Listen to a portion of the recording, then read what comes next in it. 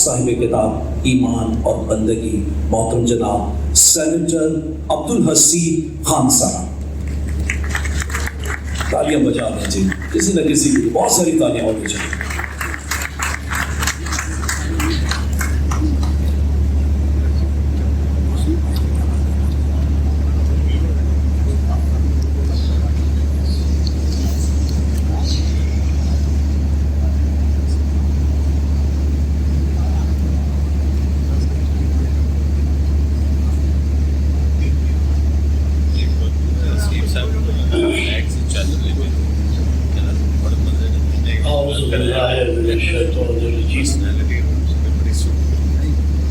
بسم اللہ الرحمن الرحیم۔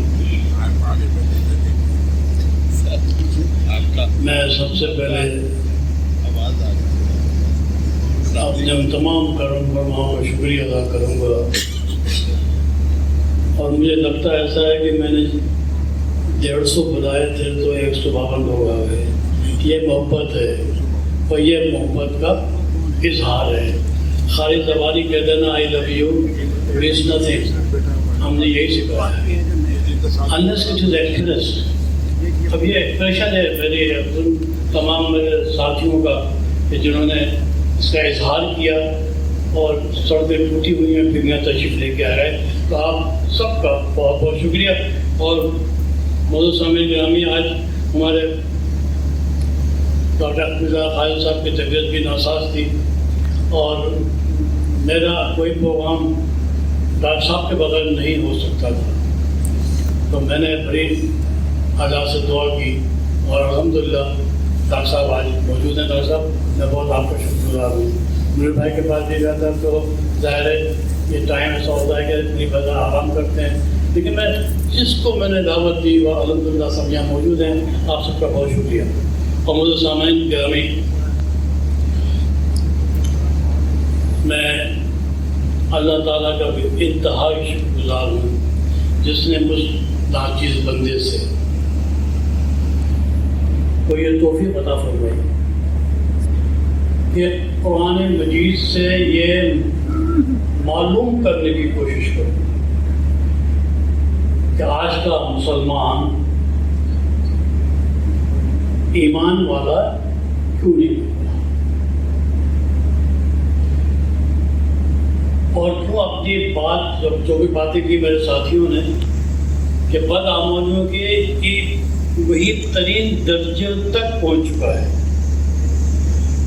شرم آتی ہے یہ بات مجھے کہتے ہوئے کہ اگر کوئی کہ بھائی سینیٹر ہوں میں، اتنی شرم آتی ہے مجھے کہ جو کچھ پارلیمنٹ میں ہو رہا ہے، جو ہمارے لیڈرس ہیں ان کے درمیان میں ہو رہا ہے، اس کا پھر جو آفٹر ایفیکٹس آتے ہیں تو پوری قوم جو ہے وہ پریشان ہو جاتی ہے۔ بحیثیت قوم ڈاکٹر صاحب ہم انتہائی گراوٹ کا شکار ہیں۔ کون سی ایسی اخلاقی بیماریاں ہیں جو ہمیں موجود نہیں ہیں؟ جھوٹ ہے، دھوکہ دہی ہے، لوٹ مار ہے، درندگی ہے، you name any thing it is there.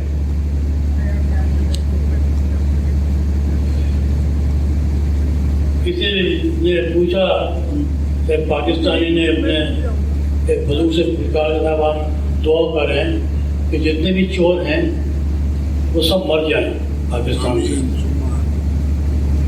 تو بزرگ جواب دیے کہ بیٹا تم اکیلے رہ کے کیا کرو گے؟ یہ حال ہے پورے قوم کا، کیونکہ وہ افیکٹ تو اوپر سے نیچے تک آتا ہے، پانی اوپر سے نیچے بہتا ہے، تو جو کچھ ہوتا ہے پھر وہ ہر آدمی اس میں انوالو ہو جاتا ہے، ڈائریکٹلی انڈائریکٹلی، چاہتے ہوئے یا نہ چاہتے ہوئے۔ موضوع سامعین گرامی،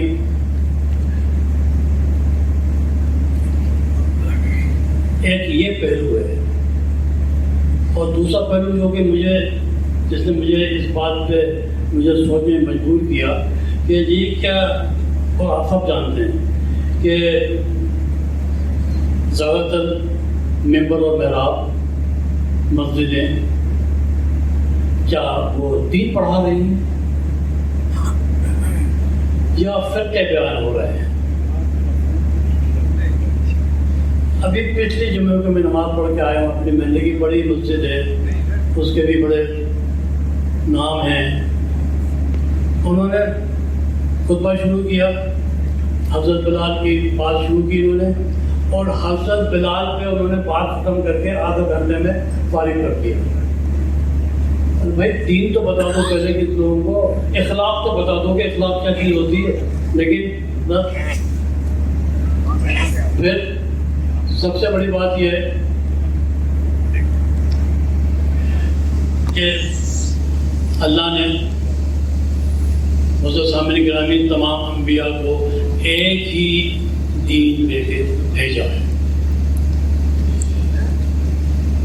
وہ بنیاد توحید اور آخرت. اور سورہ انبیاء کے آیت نمبر 92-93 کے اندر جو المیہ آج کا ہے وہ قرآن بیان کر رہا ہے 92-93 آیت کے اندر سورہ انبیاء کے اندر کہ تمہارا دین تو ایک ہی تھا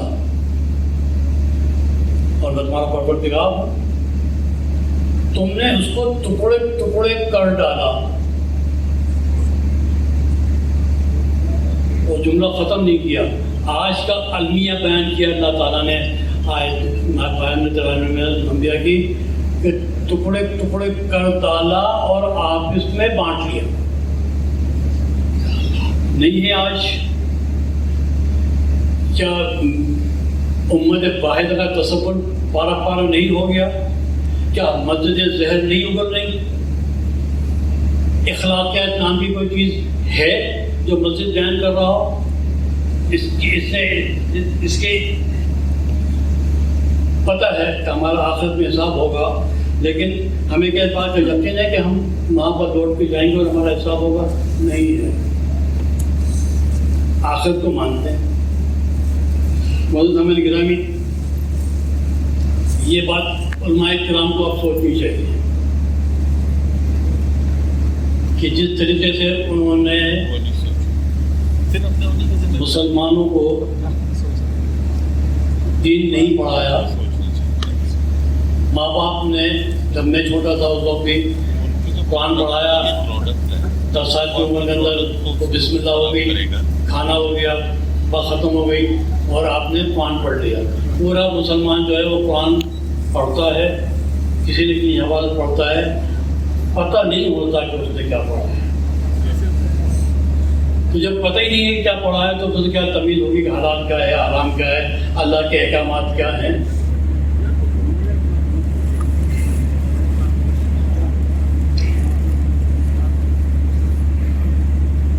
سامعین گرامی، جب ہم پیغمبر صلی اللہ علیہ وسلم کی امتی ہیں تو اگر ہمارے دل میں اللہ کی توحید اگر ہمارے دل میں راسخ ہو جائے تو ہمیں 24 گھنٹے اس کا اظہار ہونا چاہیے اور ہم کو نظر آنا چاہیے. اللہ کے نبی صلی اللہ علیہ وسلم نے پوری زندگی ہمارے سامنے ہے. پوری زندگی رسول اکرم صلی اللہ علیہ وسلم نے انسان کو بندہ بنانے کی توجہ کوشش کی ہے. انسان کو بندہ بنانے کی، اور یہی تزکیہ نفس جو ہے یہ صلی اللہ علیہ وسلم کی سب سے بڑی عظیم سنت ہے. ٹھیک ہے معزز ابراہیم، میں نے یہ کتاب اس لیے لکھی کہ آپ کو یاد ہوگا کہ پیغمبر صلی اللہ علیہ وسلم نے آخری خطبے میں، اور آخری خطبہ صلی اللہ علیہ وسلم کا اس میں سب کچھ حضور اکرم نے سب کچھ بیان کر دیا.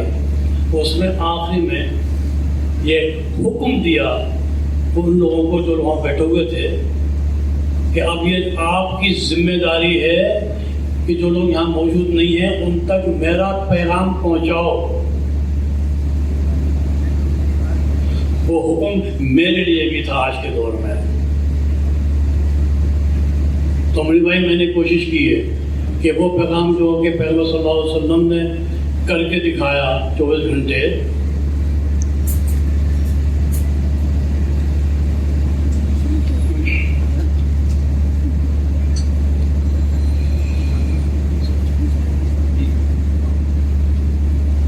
اس کو آپ تک پوچھا اور میرا کام یہاں ختم ہو گیا. ابھی آپ کی اپنی ذمہ داری ہے کہ جی، کیونکہ میں نے کوئی نئی بات نہیں کی ہے، میں نے قرآن کی آیت اور اس کا ترجمہ، وہ کوئی قرآن پڑھ لیجیے آپ، وہ سب کم بیش تھوڑے الفاظوں کے علاوہ سب چیز بالکل ویسی ہوتی ہے، کوئی تبدیل. اس کے اندر پھر میں نے اپنی تعلیقات میں نے ایک عنوان قائم کیا ہے، میں نے تعلیقات کے حوالے سے کہ اس آیت کا مطلب کیا ہے، آج کے دور کے تقاضے کیا ہیں، اور میرا تعلق ان کے کارپوریٹ ورلڈ سے ہے تو میں معیشت کا ٹھیکیدار ہوں. مجھے پتہ ہے کہ غریب کیا ہوتا ہے، غریب کی روٹی کیا ہوتی ہے، غریب کی تعلیم کیا ہوتی ہے. مجھے شرم آتی ہے ڈاکٹر صاحب کہ آج بھی 2.28 کروڑ بچے نے اسکول نہیں دیکھا. ہم مسلمان ہیں، ایمان والے ماشاء اللہ. 2.28 کروڑ بچہ، 10% آف دی پاپولیشن، اس نے اسکول نہیں دیکھا اور ہم خاموش ہیں. مسجد سے کوئی بات نہیں کر رہی، علماء کرام کوئی بات نہیں کر رہے. میں نے پیغمبر صلی اللہ علیہ وسلم کا ارشاد ہے کہ مومنوں میں سے کامل مومن وہ ہے جس کے اخلاق اچھے ہوں، ظاہری بھی اور باطنی بھی. اخلاق کے معنی سمجھ میں نہیں آتے کہ بھئی اخلاق بھی کوئی کی ہوتی ہے. وہ جو سامنے گرامی پورا قرآن جو ہے اس میں بہت کم آیتیں.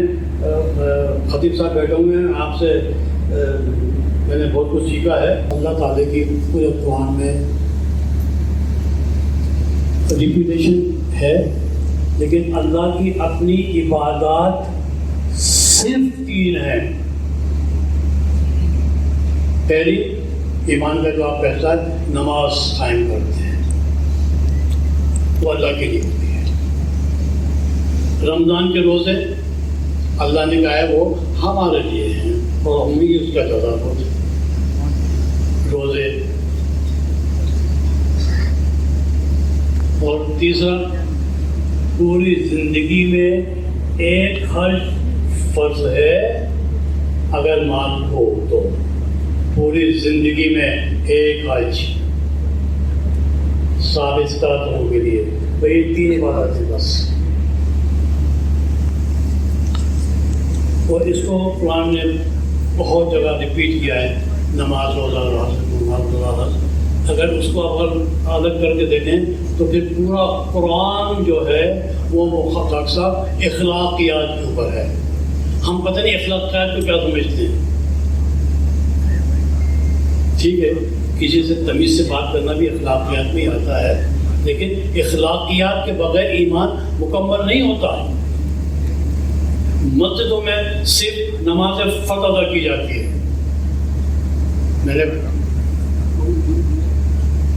جو کچھ میں نے علم حاصل کیا مختلف کتابوں سے، تفاسیر سے، کتاب لکھنے سے پہلے بڑی ہمت کرنی پڑی مجھے. تو میں اس نتیجے پہنچا ہوں کہ ڈاکٹر صاحب کہ یہ نماز، فرض نماز کی ادائیگی مسجد میں ہوتی ہے بس. اصل نماز مسجد کے باہر ہوتی ہے، جب آپ نکل کے آتے ہیں اور آپ مخلوق کے درمیان میں ہوتے ہیں، جہاں آپ لین دین کر رہے ہوتے ہیں، جہاں فائدے کر رہے ہوتے ہیں، جہاں پر اس سے آپ گفتگو کر رہے ہوتے ہیں، اس کی تکلیف دور کر رہے ہوتے ہیں. ایمان کی ہے کہ جو کچھ ہم نے دیا اس میں سے خرچ کرتے ہیں. پڑھ لیا ترجمہ کسی نے معلوم تھا تو اپنے ترجمہ ہی پڑھ لیا. جو ہم نے دیا 2.5% کی بات نہیں ہو رہی، زکوٰۃ کی بات نہیں ہو رہی، وہ تو لازمی ہے، فرض ہے وہ. لیکن وہ ایمان کی تیسری جو آپ ہے کہ نماز قائم، نماز پڑھتے ہیں اور جو ہم نے دیا اس کو فوراً بات کی اللہ نے نماز کے بعد، تو اس کا حکم نہیں آیا کہ جو نماز قائم کرتے ہیں وہ اللہ کی ہو گئی، اور جو ہم نے دیا اس میں خرچ کرتے ہیں وہ مخلوق کی ہو گئی. اور جب مخلوق کے درمیان میں آپ جائیں گے تو پھر آپ کو معلوم ہوگا کہ جھوٹ بولنا کتنا بڑا گناہ ہے. کسی کو دھوکہ دینا کتنا بڑا گناہ ہے، کسی سے رشتہ توڑنا کیسا گناہ ہے، کہ شراب پینا گناہ ہے، زنا کرنا گناہ ہے، اور شرابی کے پاس نہیں جائیں گے، دنیا میں شراب پیتا ہے اس سے نہیں ملیں گے. ارے بھائی اس سے بڑے بڑے گناہ حرام ہیں. ٹوٹل آپ کے کتنے حرام؟ اب میں اگر آپ جاؤں گا تو سورہ بقرہ کے اندر سور بھی حرام ہے اپنا، وہ ٹوٹل 3 چیزیں حرام کی ہیں: سور کا گوشت، شراب، اور یعنی اللہ کے نام پہ ثواب لیا جائے. سور کے علاوہ بھی جو اللہ کے نام پہ دبانے جائے وہ بھی حرام ہے. تو صرف 3 ہیں. سود حرام ہے، 3 ہے صرف سورہ بقرہ میں جو حرام کی گئی ہیں. اس کے بعد 8 چیزیں ہیں جو کہ سورہ الانعام میں کئی ہیں حرام. یہ 8 چیزیں حرام ہیں جس میں وہ اللہ کو شریک نہ ٹھہرائیں، اپنے ماں باپ کے ساتھ اچھا سلوک کریں اور یہ سب. اور اس کے بعد پھر سورہ اعراف کے اندر جو ہے وہ 5 ہیں. 5 اور 8 13 اور 3 16. پورے قرآن میں 16 چیزیں جو ہیں وہ حرام ہیں، اور وہ سب چیزیں وہ ہیں جو ہم بغیر سوچے سمجھے ہم ادا کرتے ہیں. رشتوں کی تمیز ہماریاں ختم ہو گئی. جو بتایا ابھی اپنے آغا مصطفیٰ صاحب نے بتایا کہ گھروں کے اندر اب جو ہے وہ رشتے نہیں رہتے. میری کتاب میں لکھا ہے میں نے، اب وہاں پر لوگ رہتے ہیں. اولڈ ہاؤسز کا تصور کیا اسلام میں ہے؟ ماں باپ بڈھے ہو جائیں تو کیا کرنا ہے؟ وہ قرآن تو بھر ہوا ہے اس سے. تو اولڈ ہاؤسز کا کیا تصور ہے؟ اور پھر اصل میں سب سے بڑی بات جو ہے وہ یہ ہے کہ میں اس بات پہ میں غور کر رہا ہوں. میں نے خطیب صاحب سے بات کی تھی، میں نے چاہے 1 ہفتہ پہلے. جب میرا دماغ میں کچھ چیز آتی ہے تو میں چلا جاتا ہوں، سب بتائیں کہ کیا مطلب ہے. سورہ بقرہ کے اندر سور حرام کر دیا ڈاکٹر صاحب، اور جو نام نہیں دیا وہ بھی حرام کر دیا. اس کے بعد ہی فوراً ہی سور حرام ہے، اس کا سب کچھ حرام ہے. اس کے بعد ہی فوراً دوسری آیت بھی ان کنٹینیویشن ہے کہ اگر بحالت مجبوری اگر سور کھانا پڑ جائے کراہیت کے ساتھ، اتنی جتنی کی ضرورت ہے، اللہ معاف کرنے والا ہے، وہ حلال ہے.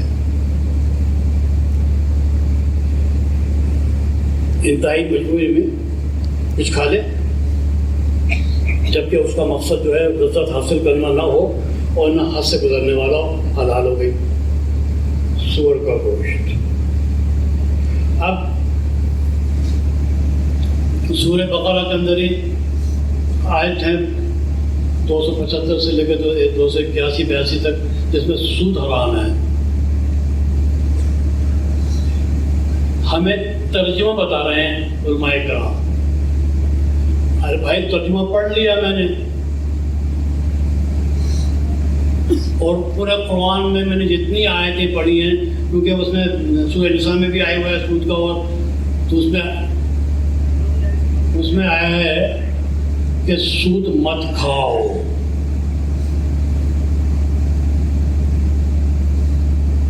اور ایک جگہ پہ آیا ہے کہ اگر سود کھاؤ گے تو پھر تم تیار ہو جاؤ ہم سے لڑائی کرنے کے لیے اور رسول اکرم سے لڑائی کرنے کے لیے.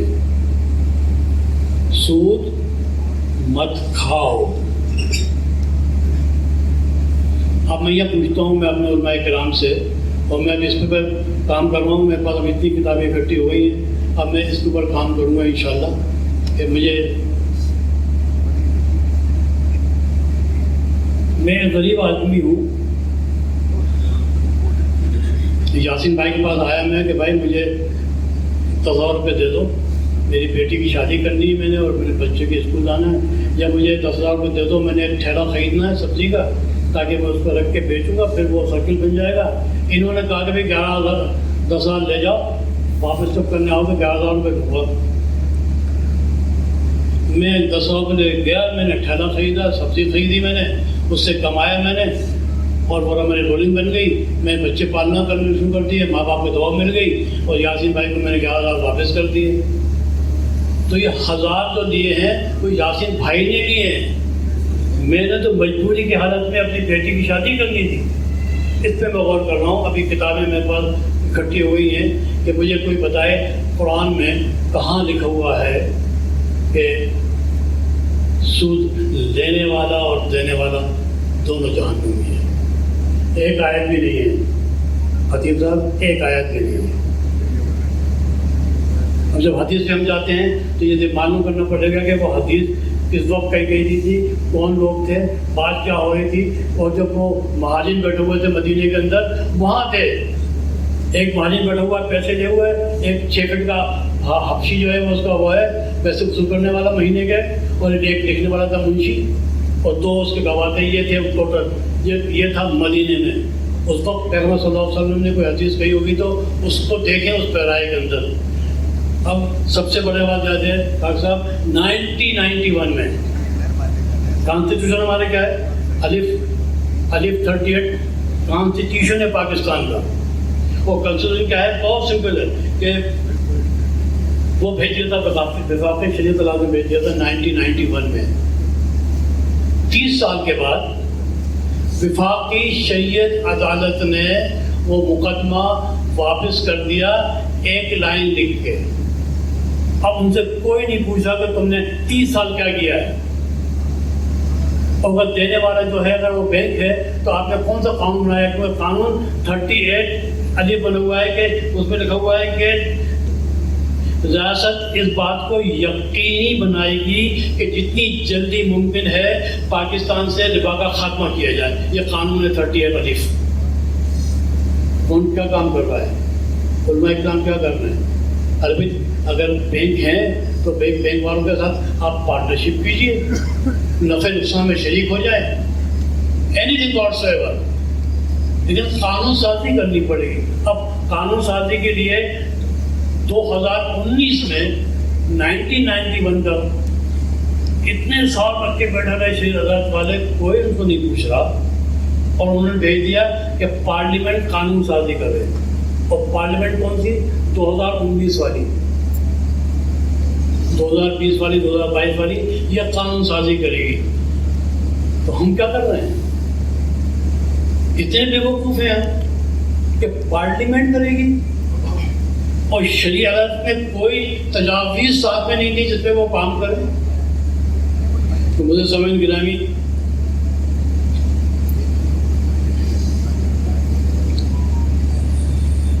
قرآن کے حوالے سے سورہ الفرقان میں آیت نمبر 73 ہے خطیب صاحب، اور جب انہیں رب کی آیتیں سنائی جاتی ہیں یا نصیحت کی جاتی ہے تو وہ ان پر بہرے اندھے بن کر نہیں گرتے، غور و فکر کرتے ہیں. سورہ اعراف میں تو بالکل واضح طور پہ کہا اللہ تعالیٰ نے کہ ان کے پاس دل ہیں مگر ان سے وہ سوچتے ہیں. سورہ اعراف 179، ان کا دل ہے مگر ان سے سوچتے ہیں. ان کے پاس آنکھیں ہیں مگر ان سے وہ دیکھتے ہیں. ان کے پاس کان ہے مگر وہ ان سے سنتے نہیں.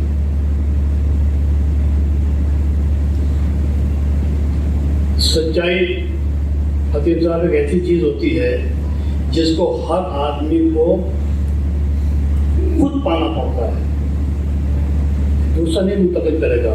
آپ کو خود پانا پڑتا ہے، ان صلاحیتوں کے استعمال کر کے سچائی کو پانا پڑتا ہے. تو میرا مطلب صرف یہ ہے کہ قرآن حکیم کو خالی تلاوت کرنے سے اس کا تو آپ کو اللہ تعالیٰ قبول فرمائیں، اس کا سزا دیں آپ کو، لیکن آپ کو اس سے بغیر تجربے کیے کوئی فائدہ نہیں ہوگا.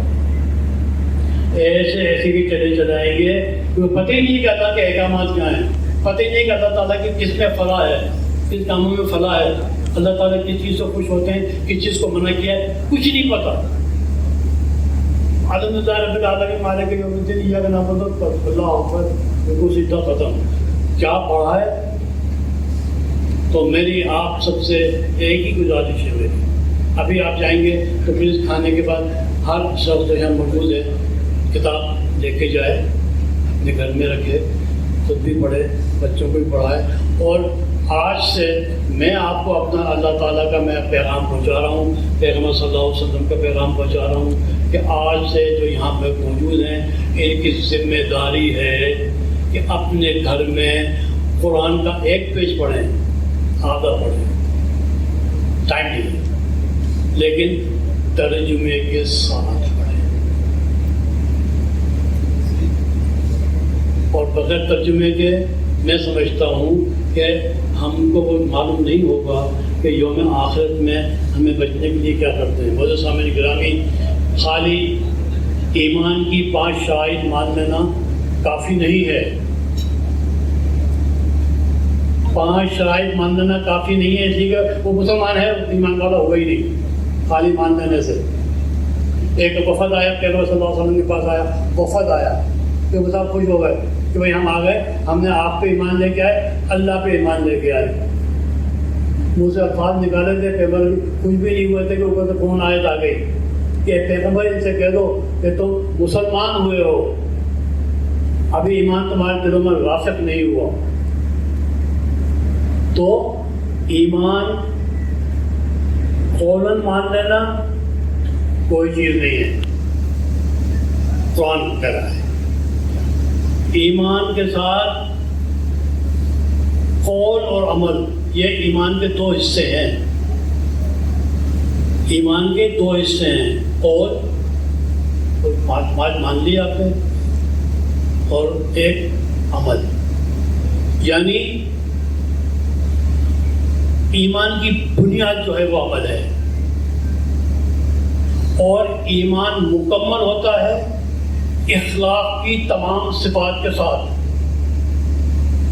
وہ ایمان بھی مکمل نہیں ہوگا کیونکہ پورا قرآن اخلاق کا سے بڑھا ہوا ہے۔ یار جھوٹ بولنا، دھوکہ دینا پیغمبر صلی اللہ علیہ وسلم کا واضح حدیث ہے، کوئی اس میں کوئی شبہ نہیں ہے، واضح حدیث ہے کہ میرا امتی ہر گناہ کر سکتا ہے، ہر گناہ، یہ الفاظ میرے پیغمبر صلی اللہ علیہ وسلم کے ہیں، ہر گناہ کر سکتا ہے، لیکن میرا امتی جھوٹ نہیں بولے گا اور کسی کو دھوکہ نہیں دے گا۔ اب اس کا مطلب یہ ہوا یہ 2 تو بہت عام ہے ہمارے یہاں آج، تو اس کا مطلب ہے کہ اب ہم پیغمبر کے امتی نہیں رہے، پیغمبر کے امتی نہیں رہیں گے تو اوپر کیا فیصلہ ہوگا یہ آپ لوگ خود سوچیں۔ یہ میں نے آپ کو پیغام پہنچایا ہے صرف، اور اللہ تعالیٰ سے دعا ہے کہ اللہ تعالیٰ ہم مجھے اور ہم سب کو اور پاکستان کو، پاکستان کے جو صاحب اقتدار لوگ ہیں، صاحب اختیار لوگ ہیں، ان کی ذمہ داری ہے، ان کا حشر تو جو ہوگا وہ تو ہو گئی۔ منی بھائی جو صاحب اقتدار اور صاحب اختیار لوگ ہیں نا، یہ اس طرح کھڑے ہوں گے اللہ میاں کے سامنے، اور اسی پوزیشن کے اندر جو اقتدار کا لوگ جنہوں نے جو حشر کیا ہوا ہے، یہ ایسے کہ ایسے ہاتھ بنے ڈال دیے جائیں گے اپنے جہنم میں۔ میں آپ کو آئی ڈی پیش کر دوں،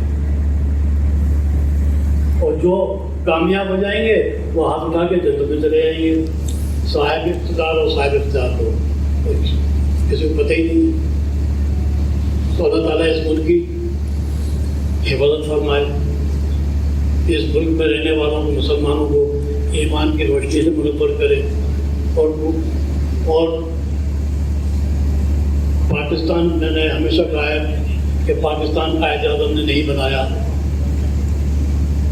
پاکستان آسمانوں میں بنا تھا۔ اس لیے کہہ رہا ہوں کہ قائد اعظم کو نہیں پتہ تھا کہ گوزر پورٹ کیا ہے، انہیں نہیں پتہ تھا کہ بلوچستان کے اندر کتنی معدنیاں زمین کے اندر ہیں، انہیں نہیں پتہ تھا کہ پاکستان دنیا کا مالدار ترین ملک ہے۔ اللہ نے قائد اعظم پیدا کیا، اور جب حفاظت کا صرف وقت آیا کہ بھئی پاکستان کی حفاظت بھی کرنی ہے اور پاکستان کو بنانا ہے چوکیدار تمام اسلامی ممالک کا 28 کا، تو قادر خان پیدا کر دیا بھوپال نے، آپ ایٹم بم کے بن گئے، ایٹم بم کے آپ مالک۔ دنیا آج بھی میں تقریر کر رہا ہوں اس وقت، اور مجھے یقین سے کہہ سکتا ہوں، قسم بھی کھا سکتا ہوں، کھانی نہیں چاہیے، پاکستان آج بھی دنیا کا مالدار ترین ملک ہے، اور ہم IMF کے اور امریکہ کے اور ان لوگوں کے چکر میں پڑے ہوئے ہیں، اور ہم جو ہے وہ غلاموں سے بدتر ہیں۔ ہماری معیشت بغیر امریکہ کے اور بغیر IMF کے نہیں چل سکتی۔ IMF ہو یا ورلڈ بینک ہو یا امریکہ ہی ہے، یہ یہودیوں کے پاس پوری معیشت ہے، पूरा बैंक इंतजाम उनके पास है और हम उनके पास गिरवी हैं। और सबसे बाजार तरीन मुल्क में हर दूसरा पहाड़ मार्बल का है कोयटा में। हम इंपोर्ट करते हैं टाइल्स, ज़मीन खोदें 3 फुट कुछ और कुछ निकलेगा, 8 फुट जाएंगे कुछ और निकलेगा, 200 फुट जाएंगे कुछ और निकलेगा। मादियान फर्म में हिंदुस्तान में तो क्या हासिल कर दिया। अभी आप देख रहे हैं अखबारों के अंदर मैंने तकरीरें सुनी कि पूरे बह गए, दुकान मर गए, 2.5 लाख आदमी मर गए, सब कुछ हो गया ये। लेकिन क्या कभी किसी पाकिस्तानी ने कभी गर्दन पे हाथ डाला है इन इक़्तिदार के लोगों को कि 2, 3 साल, 5 साल, 10 साल काला बाग दिन बनेगा, 10 साल बीच में आ गए, सब खत्म हो गया। ना नहरी निज़ाम है, ना आपके पास कुछ है। आपको नहीं पता होता कि भाई अगले साल में बारिश आएगी तो भाई कितने लोग मरेंगे इसमें और क्या होगा। तो हम खामोश हैं और वो अपने काम किए जा रहे हैं और यही रिपीट आपका अगले साल भी होगा। अब उन्होंने अकाउंट खोल दिया है, वज़ीर आज़म साहब ने अकाउंट खोल दिया है कि सैलाब अफगान के लिए। अब मैं पागल हूँ कि मैं उनको पैसे दूंगा, मुझे नहीं पता कि उन्होंने क्या किया है। मैं अपने तौर पे जितना हुआ खुद लेके जाऊंगा, थैली बना के गाड़ी में रख के ट्रक के अंदर जाके लेके आ जाऊंगा, उनको नहीं दूंगा।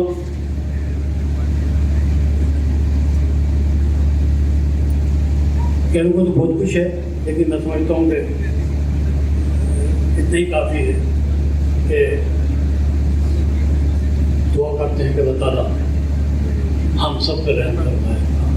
बहुत शुक्रिया आप सबका, आपके आमद का एक बार फिर शुक्रिया कि आप इतनी बड़ी तादाद में मेरी महफिल में तशरीफ लाए। बहुत शुक्रिया।